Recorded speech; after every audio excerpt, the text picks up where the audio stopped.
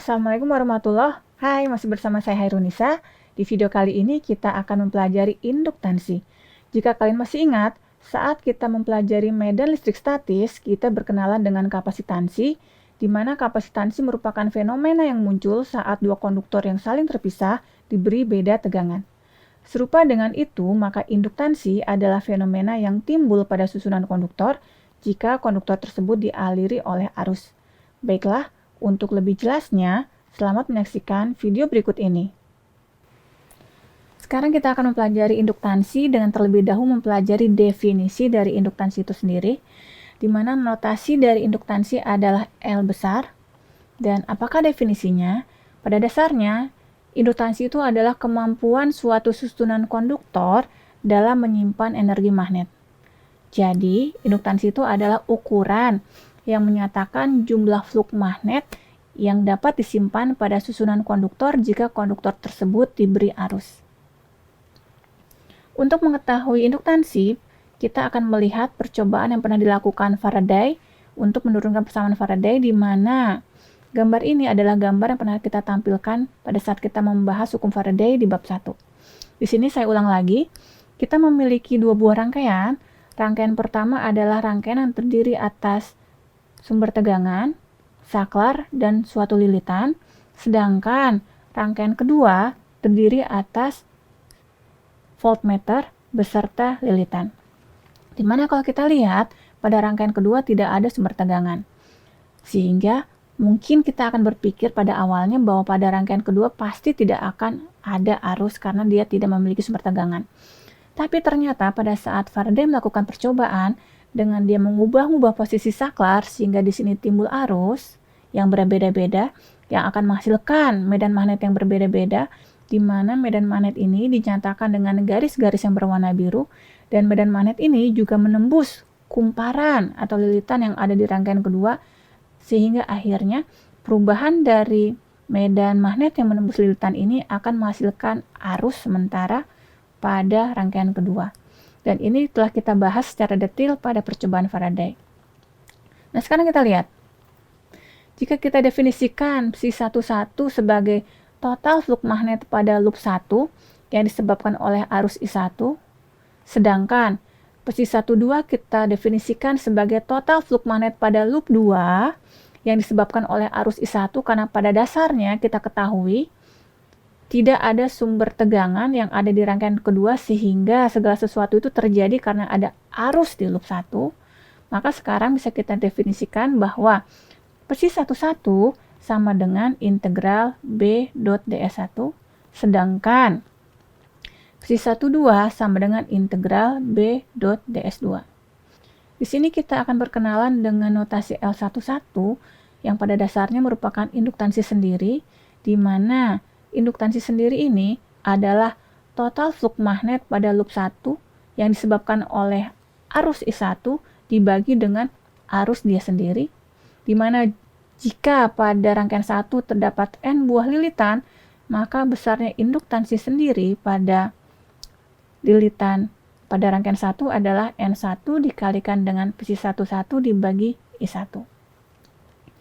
Selain induktansi sendiri, ada notasi L12 yang merupakan induktansi bersama, di mana L12 adalah total flux magnet pada loop 2 yang disebabkan oleh arus I1 dibagi dengan I1.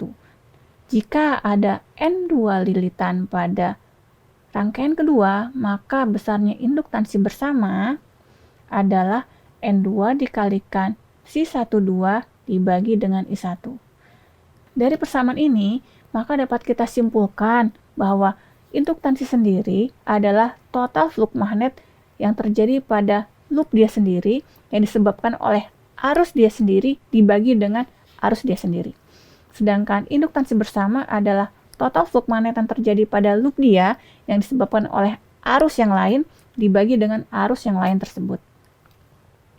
Sekarang kita akan melihat contoh soal di mana kita akan menghitung besarnya nilai induktansi yang terjadi pada lilitan toroid yang disebabkan oleh arus yang mengalir pada konduktor pejal radius A, di mana arus tersebut besarnya adalah I.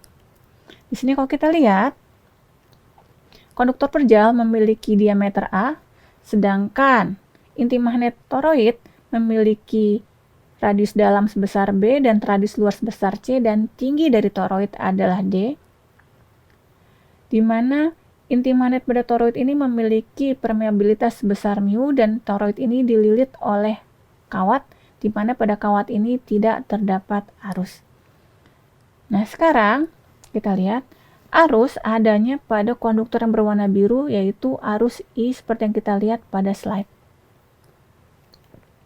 Nah, sekarang kita lihat di soal ditanyakan besarnya induktansi pada lilitan kawat, di mana kita ketahui lilitan kawat ini tidak memiliki arus dan arus yang ada adalah pada konduktor yang berwarna biru.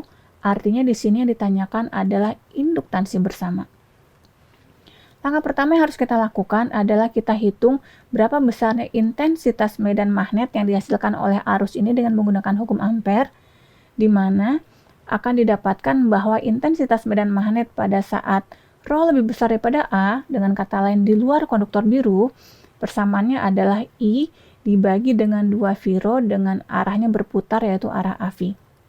Selanjutnya, kita hitung besarnya rapat flux magnet di luar dari konduktor yang berwarna biru, terutama pada daerah di mana terdapat inti magnet, sehingga dari sini akan kita dapatkan besarnya rapat flux magnet adalah mu dikalikan I dibagi 2 V-Rho dengan arah AV.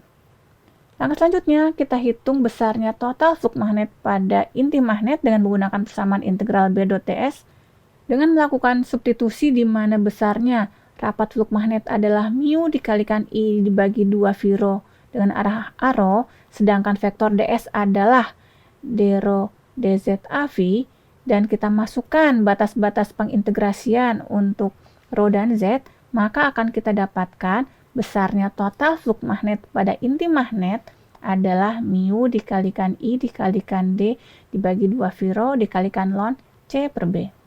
Dari persamaan ini dapat kita hitung bahwa psi 12 adalah N dikalikan mu dikalikan I kalikan D dibagi 2 V-Rho ln C per B.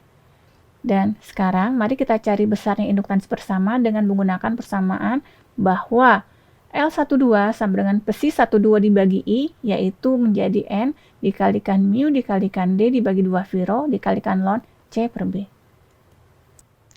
Dari video tadi, kita telah mengetahui cara menghitung induktansi, baik induktansi sendiri maupun induktansi bersama.